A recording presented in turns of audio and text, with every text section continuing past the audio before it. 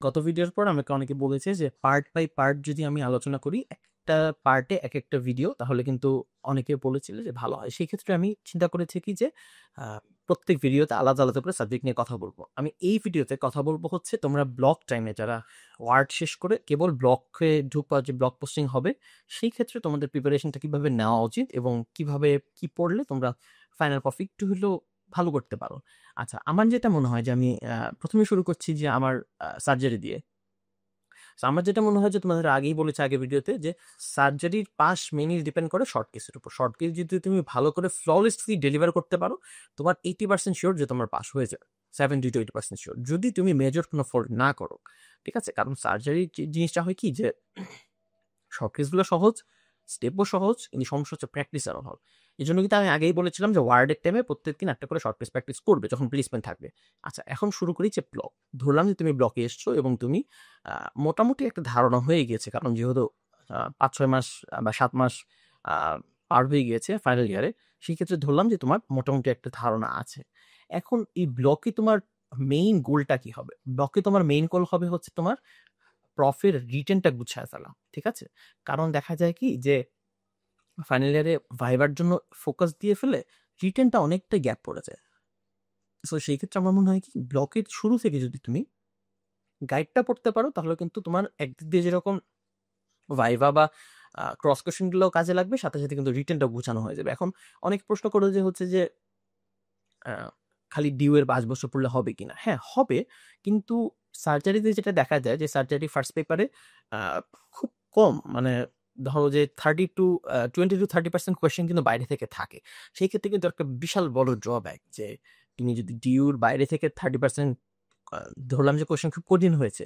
30% question তুমি answer করতে পারছো না। সেটা কিন্তু খুব বড় একটা মেজর ড্রব্যাক। এজন্য আমি মনে করি যেহেতু তোমরা আ সময় আছে এখনো, যেহেতু ব্লগে কেবল এসেছো, এখনো হাতে সময় আছে। তোমরা চে চেষ্টা করো যে A to Z গাইডটা পড়ে ফেলতে এবং পড়া মানে শুধু দাগিয়ে গেলাম এমন না।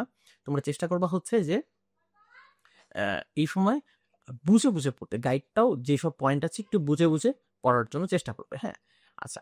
তারপর হচ্ছে রিটেন এর প্রিপারেশন এর পাশাপাশি তোমাদের যেটা করতে হবে continue the short cases and long cases. আমি বলেছি বারবার এটা এমফাসাইজ করছি যে ফাইনাল প্রফটা mainly dependent on short case and long cases. ভাইভাটা কিন্তু তোমার ভিতরে যদি জ্ঞান থাকে স্যাররাই কিন্তু টেনে বের করবে তোমার। আমি যেটা ফিল করেছি যে স্যাররা এত পরিমাণ হিন্টস দেয় যে তুমি যদি নিতান্তই এই জিনিসটা না শোনো তাহলে এটা অ্যান্সার দিতে পারবে না। তাছাড়া কিন্তু স্যাররাই তোমার ভিতর থেকে অ্যান্সার বের করে ফেলে ইজিলি।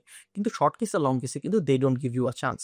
তুমি যদি শর্ট কেসে একটা স্টেপ ভুলে যাও, যেরকম ধরো যে তুমি সোয়েলিং এর ট্রান্সিলুমিনেশন, ফ্লাকচুয়েশন, পালস ইরেডিটি, কম্প্রেসিবিলিটি সব কমেন্ট করলে না দেখলে না। এখানে কিন্তু স্যাররা আর কম্প্রোমাইজ করবে না। সেজন্য তোমার শুরু থেকেই উচিত যে আ শর্ট কেস প্র্যাকটিস করা। শর্ট কেস একটা ভিডিও দেখে প্র্যাকটিস করতে থাকবে। প্রত্যেকদিন প্র্যাকটিস করবে। এটা হচ্ছে ব্লকের কাজ।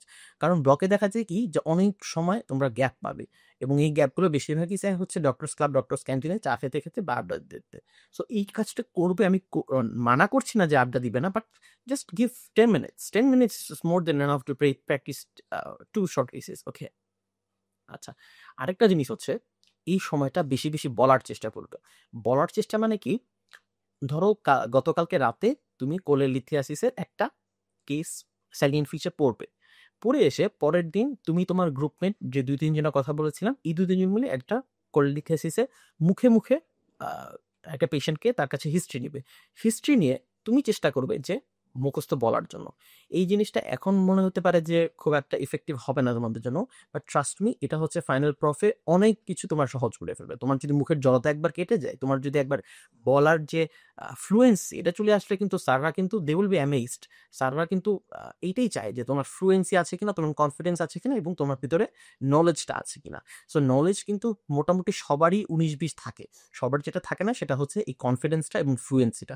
এবং আমার মনে হয় কি এইটাতেই কিন্তু আউটস্ট্যান্ড করা সম্ভব। যে তোমাকে যদি একটা স্যার মার্ক করতে চায় যে ছেলেটা ভালো, এই ফ্লুয়েন্সি এবং কনফিডেন্স দিয়েই কিন্তু সম্ভব। ঠিক আছে? আচ্ছা, তারপর হচ্ছে এখন আমি আরেকবার বলছি যে লং কেস প্র্যাকটিস করবে এবং লং কেসের যে ক্রস কোয়েশ্চেনস গুলো এগুলো কিন্তু আমি আগেই বলেছি। একটা হচ্ছে লেমনের বই, আরেকটা হচ্ছে তোমার আ জিসিপাল। ঠিক আছে? এই দুটো থেকে পড়লেই মোটামুটি এনাফ। আরেকটা জিনিস সেটা হচ্ছে সার্জারি কিন্তু আমি যেটা অলওয়েজ বলি সার্জারি হচ্ছে একটা গুরুবিদ্যা। তোমার একজন গুরু থাকতে হবে সার্জারিতে। ঠিক আছে? সো এই ক্ষেত্রে আন্ডারগ্রেড লেভেলে আমার মনে হয় যে তোমার সব স্যার হচ্ছে তোমার একেকজন গুরু। ঠিক আছে? আর এই ক্ষেত্রে তোমার উচিত হচ্ছে তাদের লেকচারটা ফলো করা। কারণ স্যাররা দেখা যায় যে গাইডে কিন্তু আছে যেটা ন্যাশনাল গাইডলাইন বা যেটা হচ্ছে তোমার বেইলিতে আছে। বাট আমাদের মেডিকেলে বা তোমাদের মেডিকেলে কোনটা ফলো করা হয় এটা কিন্তু স্যাররা বলে। ঠিক আছে? যে আমরা কিভাবে পেশেন্টটা ম্যানেজ করি। আ সেক্ষেত্রে কিন্তু তোমরা যদি একটু খেয়াল থাকো বা লেকচারগুলো একটু ফলো করো তাহলে কিন্তু অনেক ট্রিকি কোয়েশ্চেন এর অ্যান্সার পেয়ে যাবে এবং এটা অনেক সহজ হয়ে যায়।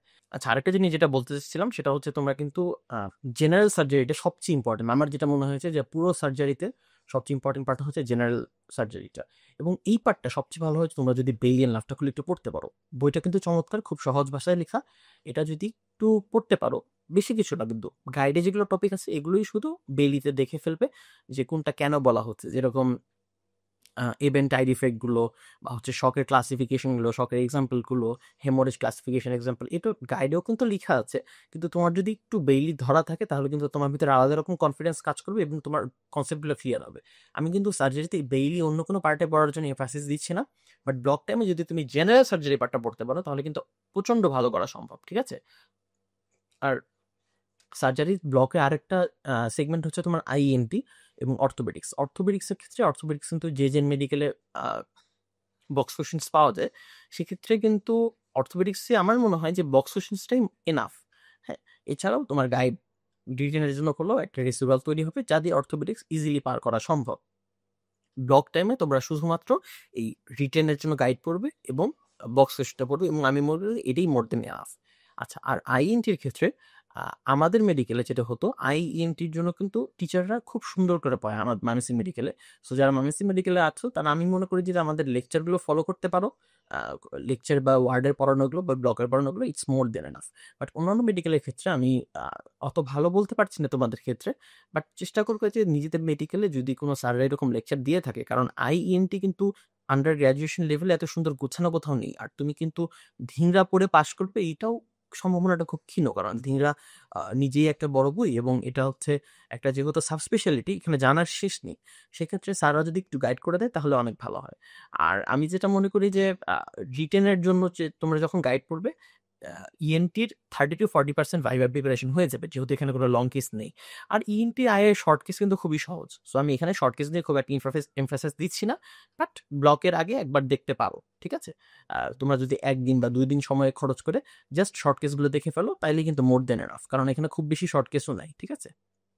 আর আয়ের ক্ষেত্রে আয়ের গাইডটাই এনাফ এবং সাথে, সাথে হচ্ছে তোমার ব্লক টাইমে শামসুল হক স্যারের বেসিক অপথলমোলজি বইটা পড়ে ফেলতে পারো যেটা হচ্ছে তোমার টপিকের সাথে আছে। দেখবা যে হচ্ছে তোমার ব্লকের রুটিন যেভাবে প্রিপেয়ার করা আছে ওখানে কিন্তু মোস্ট ইম্পোর্টেন্ট টপিকগুলাই দেওয়া। যেরকম গ্লুকোমা, ক্যাটারাক্ট এগুলোই দেওয়া আছে। এগুলোই তুমি হচ্ছে গাইড থেকে পড়বে। পরবর্তীতে হচ্ছে তোমার বেসিক অপথলমোলজি থেকে পড়ে ডাউটটা ক্লিয়ার করে ফেলবে এবং সাথে, সাথে স্যারদের লেকচার পড়বে।